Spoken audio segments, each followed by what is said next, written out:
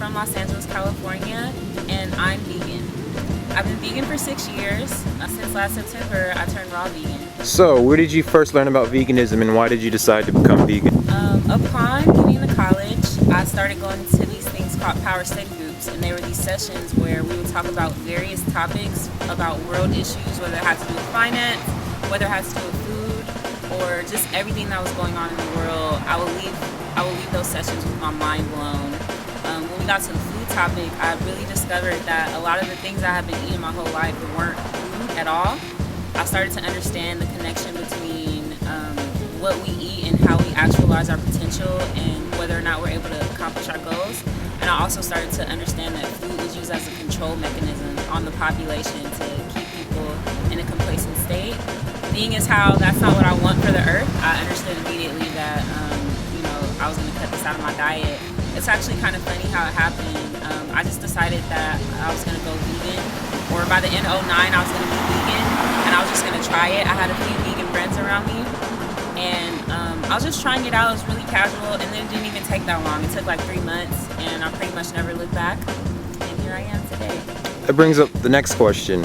So how did your friends and family react when you stated that you were vegan? When I stated that I was vegan, everyone was really surprised just because I was a really big eater. When I was little, they actually used to call me the human garbage disposal because I would eat everything. So people were really surprised that I went vegan. They reacted okay. I got a little bit of shade and a little bit of flack, from people around me just because it's just so different. And a lot of times when you're vegan or you tell people you're vegan, they feel like you're telling them something about themselves, even though you're only just telling them about the way that you live your life or your diet.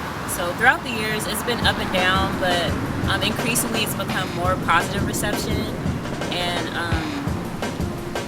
that's my thing. I've had a couple of tough times during holidays, like everyone else for sure, because people will cook you a plate of broccoli and be like, oh, you got food. It just gets awkward, but you just learn and you grow with the process, and that's how it's been. That's how everybody reacted.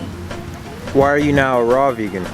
I'm raw vegan now because I really have embraced food as a means of spirituality and spiritual progress. I really do feel that we're elevating in consciousness on the planet, and as we get lighter and as we vibrate faster, it's going to be more difficult for us to digest heavier foods. And so I started to experience that process in my own body, as I started to meditate, etc., that my body really wasn't reacting to good food very well at all.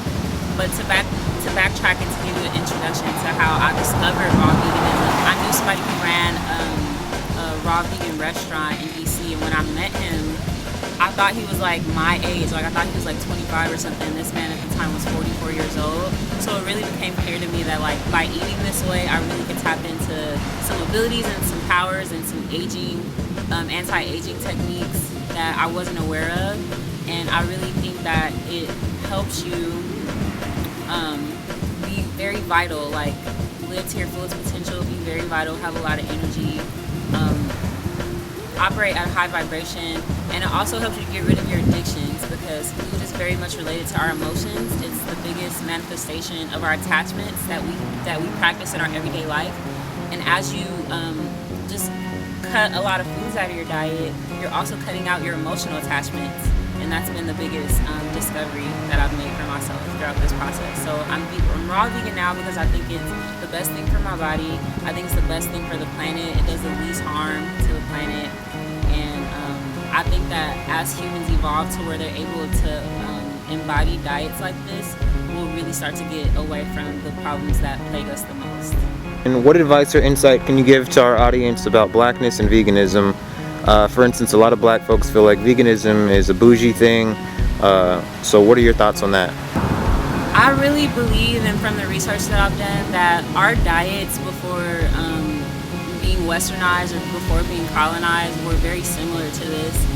There's a lot of talk about in indigenous cultures. If you go to a place like India, they haven't been eating meat for thousands of years. Some of their cultures and their religions. And if you go various places on the earth, even places where they did eat a little bit of meat, it was as flavoring. This is not the way that we eat right now. in this society is not the way that any healthy society has eaten in the past. And so for people who feel like it's bougie or it's out of touch, it's actually closer to your roots and closer to who you actually are than the diet that was given to you. And by embracing this diet, you'll actually feel better, and it works better with your body and with your DNA and with your genetics.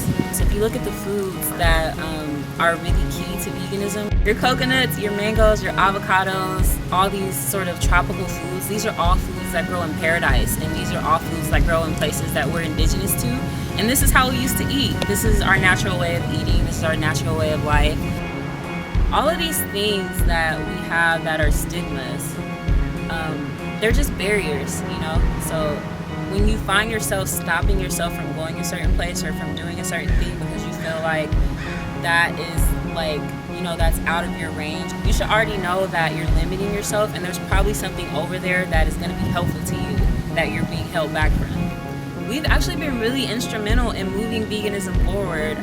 You know, everybody knows the idea of like health food that's just rice cakes and sunflower seeds. We've been really helpful in putting flavor into something that was really bland before. So I feel that everybody who's thinking about veganism or who's involved in veganism and might see it as something that doesn't belong to them, understand that this is something that you're a part of and that actually is very indigenous to you as well. Going vegan, you don't have to give up everything that it seems like you have to give up.